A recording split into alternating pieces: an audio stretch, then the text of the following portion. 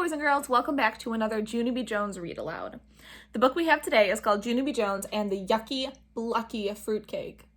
Now, what's interesting about fruitcake is some kids hear that word and they think, ooh, delicious, fruit and cake, yum! But fruitcake isn't as sweet as you think it is. It is a really thick, heavy cake, not very sweet, and the fruit is kind of like dried, hard fruit. So it's not as delicious as it might sound at first. Opening up this book to the table of contents, you will see that there are 8 chapters in this book. All right, let's get started. Chapter 1, The Bestest Game Winner. My name is Junie B. Jones. The B stands for Beatrice, except I don't like Beatrice. I just like B and that's all. I'm in the grade of kindergarten. It is the afternoon kind. Afternoon kindergarten is better than morning kindergarten. That's because you get to sleep late and watch cartoons. Only guess what? Today, my baby brother named Ali waked me up very too early. He was screaming for his bottle, but screaming is not polite, and so he needed some discipline, I think. I sat up in my bed. Hey, shut your face, I hollered. Mother opened my door speedy quick. Her eyes were angry at me. Junie B. Jones, what do you think you are doing? She growled. I hid it from her under my sheet. I think I'm doing discipline, I said, kind of quiet. Please, Junie B., not today, said Mother. Daddy and I need you to be on your best behavior. We both have to go to work early, and Grandpa Miller is coming to babysit. Just then, I heard the front door open. Grandpa, it's my Grandpa Frank Miller, I shouted. I jumped out of bed and ran to meet him. Only too bad for Grandpa, because he didn't see me coming around the corner, and I accidentally butted him in the stomach with my head. Grandpa Miller yelled the word of oof. Then he bended way over in half, and me and Mother and Daddy had to help him walk to the couch. Daddy did a frown at me. How many times have we told you not to run in the house? He said. I counted on my fingers. 1,000,000, trillion, skadillion, I think. Only I'm just guessing. After that, Mother made me sit in her lap, and she told Grandpa Frank Miller the babysitter's instructions for me. Babysitter instructions is the kind of stuff I'm not allowed to do. Like no climbing on top of the refrigerator, and no putting lipstick on my dog named Tickle, and no making Ollie lick a potato, except for he didn't actually mind that much. After the babysitter instructions, Mother and Daddy kissed me goodbye. Then they went to work.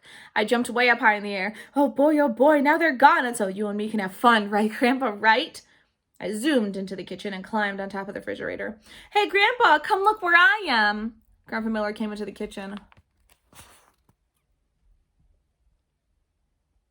Look how high I am up here. Now I can be the king, and this can be my throne, and you're my servant named Pinky, and so you have to fetch me stuff. And also I get to hit you on the head with my sword. Grandpa Miller lifted me off the refrigerator, and he put me back on the floor. Yeah, only I didn't give you permission to do that, Pinky, I said. Sorry, little girl, but you heard the rules, said Grandpa. And anyhow, I had to finish feeding Ollie his breakfast bottle. He went back into the living room. Hey, Grandpa, you just gave me a great idea, because I think I'll eat my breakfast too, only I can't fix mine all by myself. I hurried up and got the ingredients. Ingredients is the stuff you mix together, like the spoon and the bowl and the cereal and the milk. Except for the milk carton was just too heavy for me, and so I just got orange juice instead. I put my bowl of cereal on the floor, then I poured orange juice on the tippy top of it. I took a giant bite. Yum, I said. This is the most delicious breakfast I ever ate, except for it actually doesn't taste that good. Just then Grandpa Miller came in the kitchen, and he said no eating on the floor. Yeah, but I don't like to sit on my big kitchen chair, I said, because I'm not tall enough to reach the table, and so Mother makes me sit on a telephone book. Only that thing hurts my behindy. My grandpa looked at the bowl. What in the world are you eating? He asked. I'm eating cereal and orange juice, I told him. It's very delicious, except for it's going to make me puke, I think. Then Grandpa Frank Miller opened the refrigerator so he could find me a better kind of breakfast. How about some fruit? He said. Yeah, I shouted. Yeah, for fruit, because fruit is the bestest thing I love. I folded my hands very polite. I would like some bananas and some peaches and some strawberries, please. And so Grandpa sliced all the fruits into a bowl, and he let me eat them in the living room in front of the TV. And I'm not even allowed to do that. Only we're not telling Mother. And here's another fun thing. After breakfast, Baby Ollie took his nap, and me and my Grandpa Miller played Old Maid, and I winned him 5 whole times in a row. That's because I kept on putting the Old Maid cards way higher than the rest of my cars, and he kept on picking it. Me and him played lots more games too. Their names are Who Can Skip the Fastest and Who Can Hop on One Foot the Longest, and also the game of Tic-Tac-Toad. And guess what? I win all of those games too. I'm the bestest game winner in the whole wide world, I said. Then I ran into my room to get ready for kindergarten. First, I put on my pants with the polka dotties on them. Then I found my favorite sweater with the cow on the front. It was in the dirty clothes hamper, only it didn't even stink that much. After that, I combed my hair with my fingers and I brushed my teeth, except for not the wiggly one. Grandpa made me a sandwich for lunch. Its name was Jack Cheese. I ate it all up.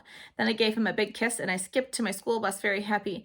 I'm the bestest winner. I'm the bestest winner, I sang real loud. Because winning is the funnest thing I love. Chapter 2. Hopping and Racing in Tic-Tac-Toad. I ride the bus to school with my bestest friend named Grace. She has curly black hair. That is my favorite kind of head. Also, she has pink high tops with big feet in them. That Grace is a lucky duck, I think. Hey, Grace, guess what? Me and my grandpa Frank Miller played games today, and I winned him an old maid and hopping and skipping and tic-tac-toed. And so I'm the bestest game winner in the whole world. That Grace smiled. Me too, she said. I'm a good game winner too. I patted her very nice. Yeah, only you can't be as good as me, Grace, because I said it first, that's why. That Grace did a mad face at me. Then she called me the name of Beanie Head. I patted her again. You don't take criticism that well, Grace, I said. Just then she got out a pencil and paper from her backpack, and she drew a tic-tac-toad. Now we'll see who's the bestest winner really is, she said. I got X's, I shouted. I got O's, she shouted. I go first, I hollered. I go second, she hollered. Then me and her played tic-tac-toad. Tic-tac-toad, 3 in a row, I yelled very fast. See, Grace, see, I told you I'm the bestest winner. That Grace looked at the paper. But your X's aren't in a row, Junie, she said. I did a huffy breath. I know they are not in a row, Grace. That's why I made a curvy line to connect them. That Grace jumped up. Cheater, that's cheating, she shouted. The X's have to be in a straight row. Then she passed our tic-tac-toad all around the bus, and all the other kids called me a cheater too. Plus a mean boy named Jim called me the name of a nutball. I don't like that guy. After that, I scooted way over next to the window all by myself. I should have took O's, I whispered to myself, very disappointed. Pretty soon, the bus pulled into my school parking lot. I hurried off that thing speedy quick. Hey, Junie B, wait up, yelled that Grace. You and me can skip to the swing set. Want to? And so all of a sudden, I felt happy inside again, because skipping is my bestest game. I could cream her in that, I think. Hey, Grace, I hollered. You and me could have a skipping race. The first one to the swings is a winner. I took a big breath. Ready, set, go, I shouted. Except for that Grace wasn't actually off the bus yet. Only that's not my problem. I skipped as fast as a speeding rocket. I'm winning, I shouted, very thrilled. Just then, that Grace skipped right past me. Hi, Junie B. Bye, Junie B, she said. Then she touched the swing set before I did. I won, she yelled. I beat you at skipping. I told you I was a good game winner. I stomped my foot at her. No, you are not a good game winner, Grace, I said, because your feet are way gianter than mine, and also you have pink high tops, so this race was not fair and square. That Grace stuck out her tongue at me. That is not very attractive of you, miss, I said. Then I turned around and saw my other bestest friend named Lucille. I run to her speedy quick. Hey, Lucille, it's me. It's your bestest friend, Junie B. Jones. Let's not play with that Grace, okay? Let's just play by ourselves, because you and me can have a hopping contest, and we can see who's the bestest hopper. Lucille fluffed her lacy dress. Okay, but I'm not allowed to get sweaty. Also, I must be careful of my fingernails. She showed them to me. See, the manicure lady painted them apricot ice. See how beauteous they are? Yeah, whatever, I said, not looking. I took a giant breath. Ready, set, go, I shouted. Then me and Lucille started hopping on one foot. We hopped and hopped and hopped, only it wasn't as fun as hopping with Grandpa Miller on account of Lucille didn't get tired and fall over. Look, Junie B, she said very squeally. Look at how bouncy I am. This is fun, isn't it? I wiped my sweating head. Yeah, only it would be funner if you fell over now, Lucille, because I just had a skipping contest with that Grace, and so I'm a little pooped here. Look, Junie B, she said again. Look at how fluffy my skirt bounces all over my head when I hop up high. My face felt hottish and reddish. I can see your underpants, Lucille, I told her.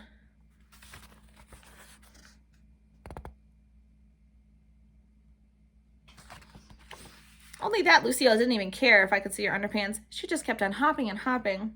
Finally, I got tired and fell over. Yay, yay, shouted Lucille. I'm the winner of hopping. Just then, the school bell rang, and everybody ran to room 9, except for not me. I walked very slow, all by myself. Mrs. was standing outside room 9. Mrs. is the name of my teacher. She has another name too, but I just like Mrs., and that's all. She smiled at me. Why so glum today, Junie B? She asked. Because people keep on beating me in my games, that's why. And so now I'm not the bestest winner anymore, I said. Then I went to my seat and I put my head down on my table, and a kind of glum is when the happy is gone right out of you. Chapter 3, all about carnivals. Mrs. took attendance. Attendance is when you say the word here, only I didn't feel like saying it, so I just raised my hand very flimsy. Are you feeling all right, Junie B? Mrs. asked. She's okay, said Lucille. She's just mad because I beat her at hopping. Yeah, only I already explained that to you, miss, I shouted to Lucille's face. Mrs. clapped her loud hands at me. Junie B. Jones, that will be enough of that, she said. I put my head on my table again. This day is a bummer, I whispered just to myself. Mrs. stood up at her desk. Boys and girls, may I have your attention, please? I would like to talk to you about a special night coming up at school on Friday. It's called Carnival Night. Does anybody know what a carnival is? I do, said that Jim I don't like. A carnival is what they have at the state fair every year. There's lots of rides there, like Ferris wheel and the tilt-a-whirl and the bumper cars. Yeah, and there's a shooting gallery with fake ducks, said Jamal Hall. And there's cotton candy that rots your teeth by eating big black holes in your protective tooth enamel, said the boy I loved named Ricardo. Ricardo's mother is a dentist, I think.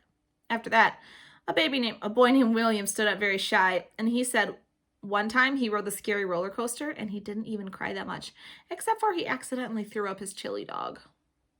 Then Polly Ellen Puffer told us about carnival food that he threw up too, like a candy apple and caramel popcorn and a rubber band, except that is not food, that is office supplies.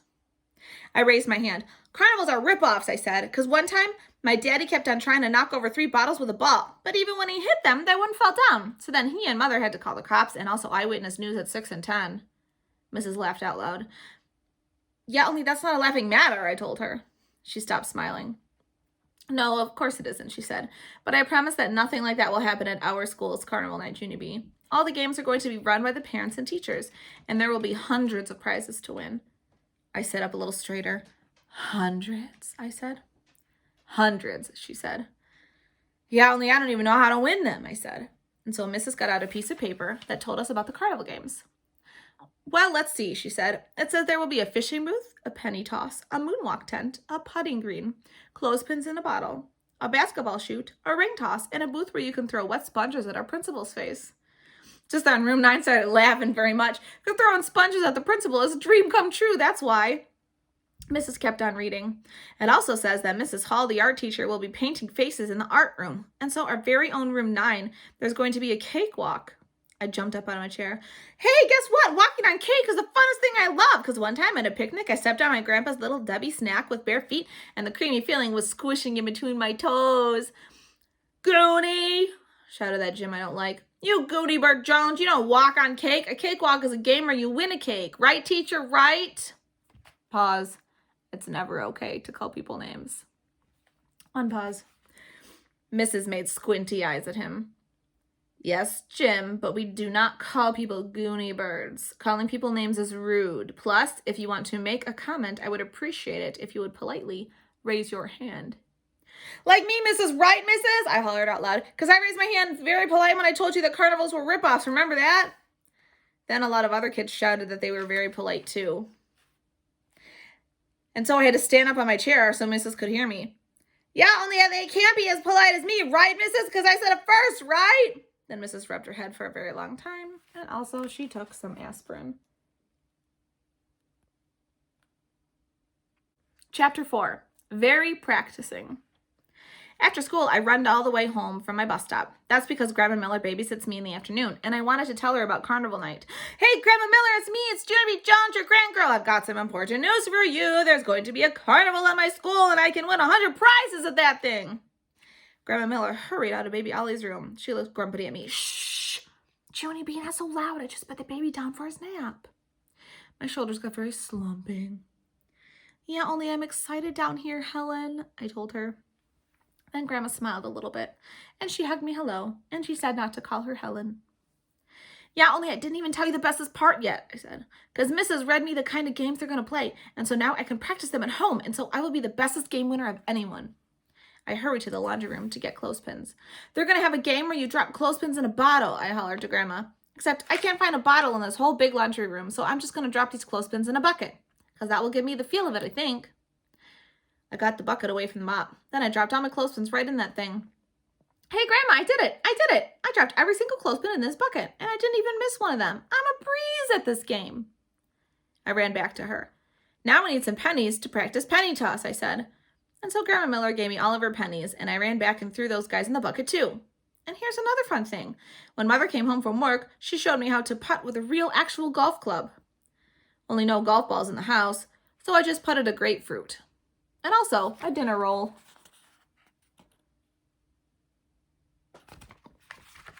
And guess what?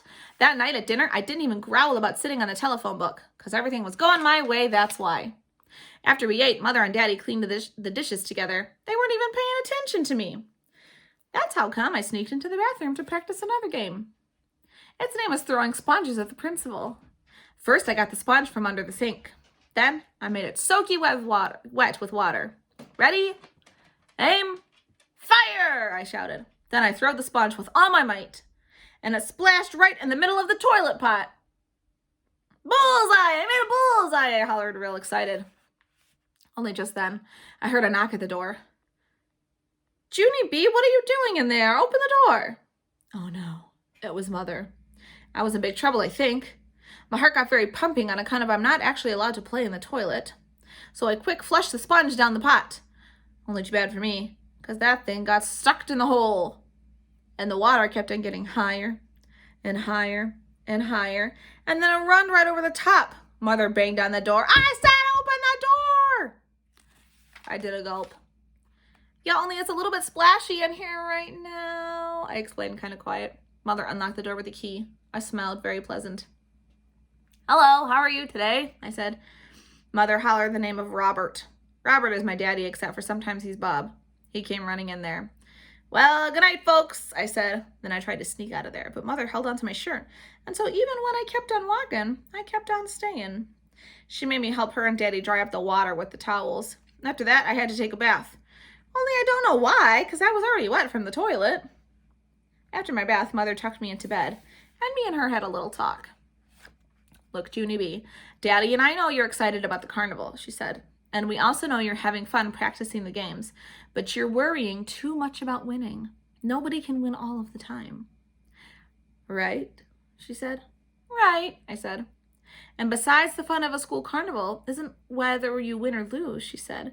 The fun of a school carnival is just playing the games in the first place. Right, she said. Right, I said. So we'll go to carnival night on Friday, and we'll have a great time. And we won't worry if we win any prizes at all, right? She said. Right, I said. Mother kissed me goodnight. See you in the morning, she said. Right, I said. After she closed my door, I waited for her feet to walk away. Then I quick took out my flashlight from under the pillow. First, I shined it on my dresser. Then I shined it on my toy box. Then I shined it on the brand new bookshelf Daddy made me. I smiled and smiled. That's where I'm going to put them, I said, whispering just to myself. That is where I'm going to put my 100 prizes. Oh dear. Junie B is going to this carnival expecting to win a lot of prizes. That doesn't sound very good. Before I start reading chapter 5, let's remember what happened in the story so far. So, there's going to be a carnival night at Junie B's school. And at that carnival night, there's going to be lots of games and prizes to win and a big fun celebration. Well, Junie B lately has been kind of too focused on winning and always winning, even though she's having fun playing the game. She just wants to win. She's going to go to this carnival night thinking she just wants to win so many prizes. I think there's going to be a problem with that. Chapter 5. Stupid, dumb carnival games. Carnival night was Friday after dinner. Daddy drove me and Mother there in the car, only not Baby Ollie, because he's a fuss budget, that's why.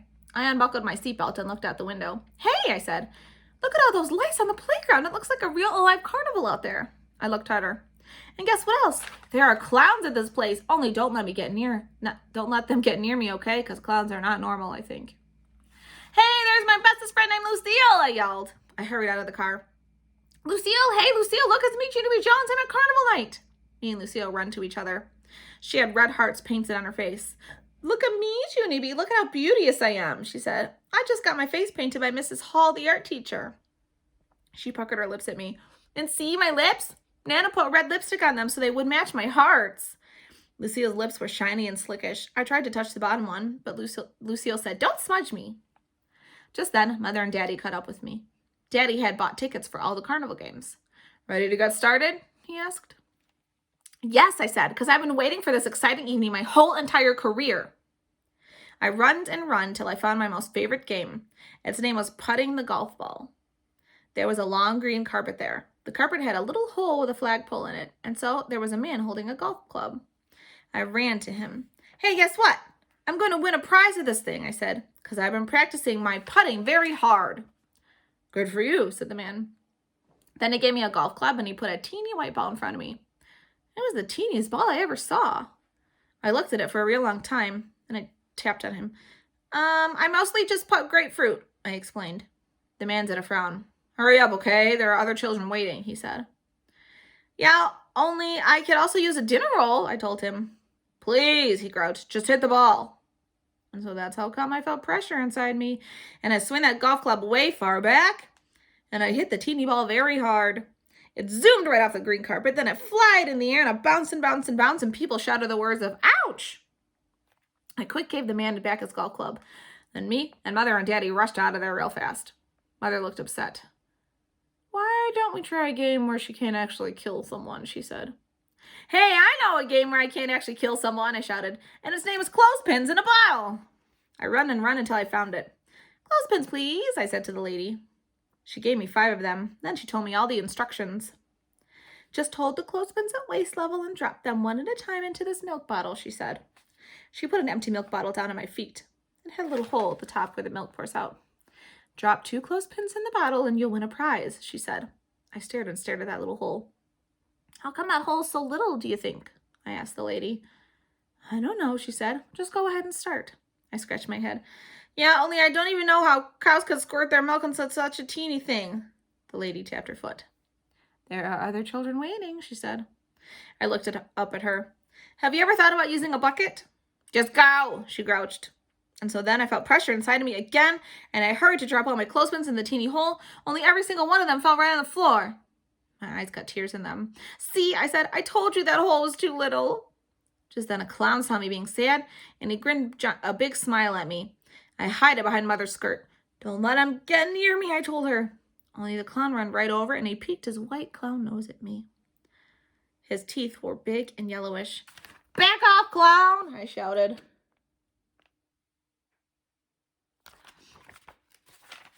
Then Daddy closed his eyes, and Mother said the words of, oh my. After that, me and Mother had a little talk. It was called No Screaming Back Off Clown, only I never even heard of that rule before. My nose got sniffly. Carnival night isn't being fun, I said, very sad. And so that's how come Daddy bought me an ice cream cone, and Mother bought me a red balloon. Only too bad for me, because when she handed me the string, my ice cream dropped on the ground, and my balloon string slipped right out of my fingers. I bended my head back and watched my balloon float up into the sky. Then my eyes got more tears in them, and I said the words of poop. Chapter 6, Bullseye. Carnival night was being the worstest night of my life. That's because I kept on losing at every single game. I lost a penny toss, and I lost a ring toss, and also I lost at this fishing booth. Except for all you have to do is hang a fishing pole over the table, and somebody just puts a toy in your pole. Only I just got a dumb comb on my pole, that's all. Hey, what kind of dumb prize is this? I said. A dumb comb isn't even a toy, because I can't even play with this dumb thing. Daddy sat me down on a bench. Me and him had another talk, and it was to stop saying the word dumb. And also, I have to appreciate my comb. Just then I heard a voice holler at me. Junie Jones! Hey, Junie Jones, I've been looking for you all over this place. I looked around. It was my other bestest friend, that Grace. She was holding lots of different stuff in her hands. Look, Junie, look at all my prizes. I won a shiny plastic car and some pretty barrettes and a delicious red lollipop and 2 rubber bugs and an eraser that looks like a hot dog. See them? See all my good stuff? Yeah, so, I said. But Grace said a frown. How come you said yeah, so? How come you're grouchy at me, Junie B? And why are you just sitting there on this bench? I did a mad breath. I'm appreciating my comb, that's why. Don't you know anything, Grace? Just then, Daddy walked me away from that, Grace, and he said, I better shape up, little missy, or else we're going home right now. Mother told Daddy to calm down his blood pressure. We have 3 tickets left, she said. Let's take some deep breaths and start all over. What do you think, Junie B? Do you want to try the sponge throw? That sounds like fun, doesn't it? Then Mother held my hand, and me and her went to find the sponge throw, and Daddy kept on doing deep breaths. The sponge throw was right in the middle of the playground. Principal was there. He was standing behind a board with a big clown suit painted on the front of it. Only instead of a face, there was a round hole cut in the board, and Principal's head was sticking out of it. His face and hair were very drippity. That's because kids kept hitting him with sponges. It looked like the funnest game I ever saw. I hurried up and got in line, except for just then, something very terrible happened. And its name is that Jim I don't like got in line right behind me. Boo, he said. You did not scare me, Jim, I said. Yes, I did too. No, you did not. Yes, I did too, and anyway, you shouldn't even be in line, because girls can't throw sponges as good as boys, he said. Yes, I can too, I said, because I even practiced this game in my house, so I made a bullseye right in my toilet pot, so there. That mean Jim laughed real loud. P.U., Junie Jones plays in her toilet, he hollered. And so then all the other kids started laughing too. Just then, the sponge lady tapped on me. She handed me 2 soaky wet sponges. Your turn, sister, she said. Only I just kept on standing there because all those mean kids wouldn't stop laughing. Guess what? I don't even know if I can throw these things now, because all that laughing is ruining my self-esteem, I said. Sorry, sis, either throw the sponges or get out of line, the lady told me. And so finally, I took a big breath, and I aimed my sponge at Principal's baldy head, and I throwed with all my muscles. Missed him! You missed him! Ha ha ha! Saying that Jim I don't like. That's how come my temperature boiled over. And I quick spun around, and I throwed my other sponge right at that meanie boy's face. I hit him right in the mouth. Bullseye! I shouted, very happy. Then I run out of that place as fast as I could, because I was in big trouble. That's why.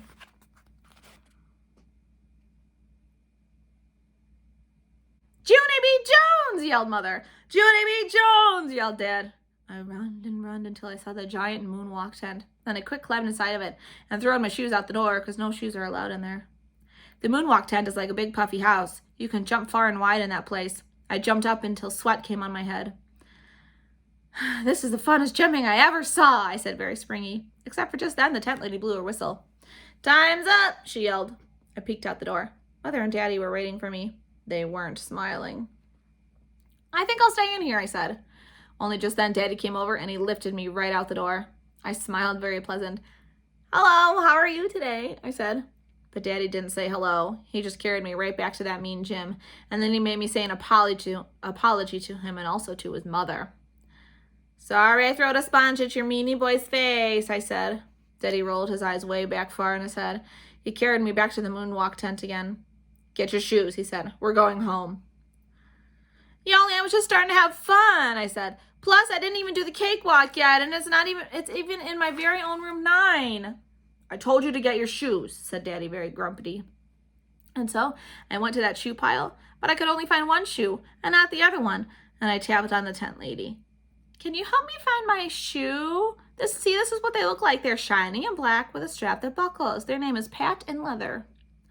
Then me and her and Mother and Daddy looked for my other shoe, but we couldn't find it anywhere. Darn, I said, now my feet are ruined. And I started to cry a teeny bit. Then Daddy smoothed my hair and he said the words, don't worry. You and Mother can go to the cakewalk, he said. I'll stay here and find your other shoe. And so then Mother holding my hand and me and her walked to room 9 with just one Pat and no Leather. Chapter 7, Winning. Room 9 looked very fun. Music was playing in that place and children were marching in a circle. They were stepping on big squares of paper with numbers on them. That's the cakewalk, said Mother. You walk around in a circle until the lady stops the music. Then she pulls a number out of a hat, and if you're standing on the square with the same number, you win a cake. Mother pointed to a table with cakes on it. See all the delicious cakes you have to choose from, she said. I looked at all the delicious cake, and my mouth started to get very watering, and I did a little bit of drool on myself. All of a sudden, the music stopped, and all the children stopped too. The cake lady reached into her hat, and she pulled out a number. "Number 5, she said very loud. "Hey, that's me, I'm on 5, shouted a boy with red hair. Then he ran right to the cake table and picked out a chocolate one for his prize. "Yum," I said. "This looks like the most delicious game I ever saw." I gave the cake lady my ticket. "Guess what?" I said. "This is my last chance to win a prize, except for I want a comb. And also I got to throw a sponge at a kid I don't like. Plus I jumped until sweat came on my head, but then I couldn't find my shoe named Leather, and so that's how come I have a sock foot." The lady looked funny at me. Yes, well, good luck to you," she said. "Good luck to you too," I said back. Then I skipped very fast to the squares with the numbers on them. "Okay, ready anytime you are," I yelled. But the cake lady kept on waiting and waiting for other kids to come. It took a very long time. That's how come I got ants in my pants. I did huffing and puffing, and I folded my arms, and I tapped my foot very fast. "Hey, I'm not getting any younger over here," I shouted. Finally, the cake lady clapped her hands. "Boys and girls, I'm going to start the music now. And I would like you to march in an orderly circle. But remember, as soon as the music stops, you stop too." After that, she turned the music way loud. I did my best as marching. My feet were very bouncing, and my knees went all the way high in the air. Then all of a sudden, just like before, the music stopped. And all the children stopped too. The cake lady reached into her hat. "Number 3, she hollered out. I looked down at my square. "Hey, it's me. It's me. Look, I'm standing on the number 3, and so I'm the winner, I think." Mother clapped her hands. "It is you. You are the winner," she yelled. She had relief on her face. "Go pick out a cake, any cake you want."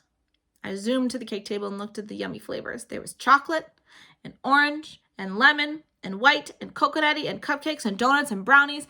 Also, there was a secret cake wrapped in shiny aluminum foil. "What kind is this one?" I asked. The cake lady wrinkled her nose. "I don't think you want that one. That one's a fruitcake." I smiled real big. "Yeah," I hollered. "Yeah, for the delicious fruitcake, because fruit is the bestest thing I love, and so that's the one I pick." Mother shook her head. "No, Junie bee. It's not like the kind of fruit you think it is. You're not going to like it."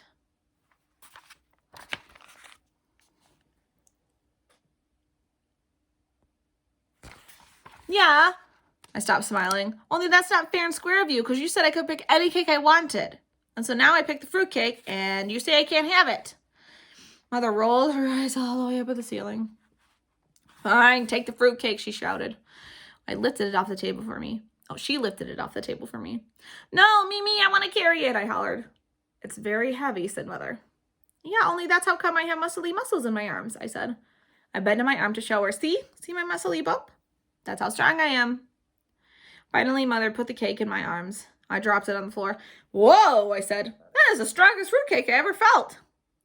"Now, do you want me to carry it?" Mother asked. "No," I said, "because I just got a great idea in my head." Then I put my heavy cake of fruit down on the floor, and I dragged it right out of room 9. Chapter 8. The most usefulest cake I love. I dragged my fruitcake down the hall. Mother walked behind me. Her cheeks were sucked into her head. Want to drag it? Want to drag my cake of fruit?" I asked her. Mother said the words of, "I'll pass." That's how come I dragged my fruitcake to the Moonwalk tent all by myself. And guess what? Daddy was waiting with my other shoe. It had gotten stuck under that big tent, and we didn't even see it there. I put it on my foot. "Hooray," I said. "Now everything is happily ever after, because I have my shoes named Patent Leather, and also I have delicious cake of fruit. See it, Daddy? See the cake I won?" Daddy looked at the cake in shiny aluminum. Then he looked at Mother. He shook his head very slow. "No," he said. "Don't tell me." Mother rocked back and forth on her feet. "Yepper," she said.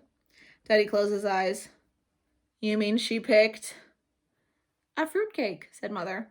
I jumped way up high in the air again. Yeah, fruitcake, I picked a fruitcake. And now I would like to see what it looks like. Only I can't even lift this big guy off the ground. Daddy picked it up and set it on the table. I pulled off the aluminum foil. Then I just stared and stared at that thing. It was brownish and slickish, and there was slippery shine on the top. "It got rotted," I said.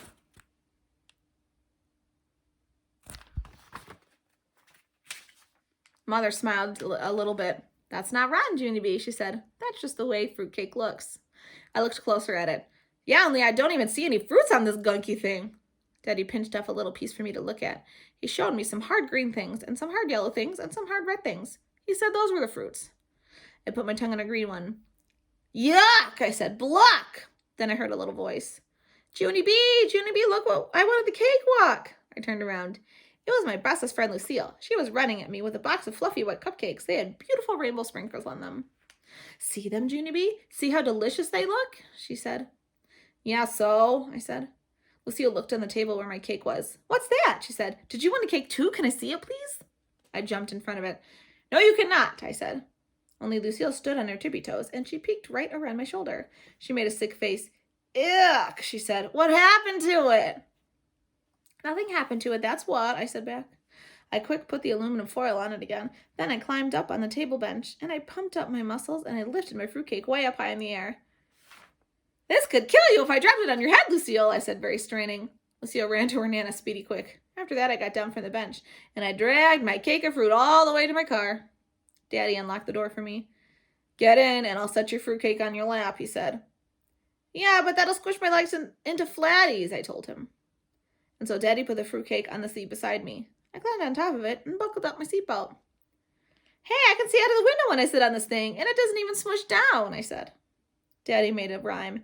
Fruitcake. It's the seat you can eat, he said. Yeah, only I never even want to taste this yucky blucky thing again, I said. Mother smiled. But that's the great thing about fruitcake, Junie B, she said. You never actually have to eat it, because it never goes bad. Fruitcake has been known to last for years, said Daddy. And if you ever get tired of it, you just put a bow on it and you give it to someone you don't like for Christmas. Then him and Mother laughed and laughed, only I didn't get that joke. Pretty soon, Daddy drove the car into our driveway. I carried my fruitcake into the house, except for just then, it started to slip out of my arms, and so I quick plopped it in my kitchen chair. I climbed on top of it again. Hey, look at how big I am! I'm all the way raised up onto the table! And this fruitcake doesn't even hurt my behindy! I smiled very happy. This was the most usefulest cake I ever heard of, I said. After that, Daddy carried my fruitcake into my room for me. He put it on my shelf. Then him and Mother tucked me into bed. I waited for their feet to walk away. Then I took out my flashlight from under my pillow and I shined it on my fruitcake. The aluminum foil sparkled in the dark. It was the most beautifulest thing I ever saw. I smiled some more, because I am a lucky duck to win that special thing, and also, I appreciate my calm. And that is the end of book number 5, Junie B. Jones and the Yucky Blucky Fruitcake. Take care, boys and girls.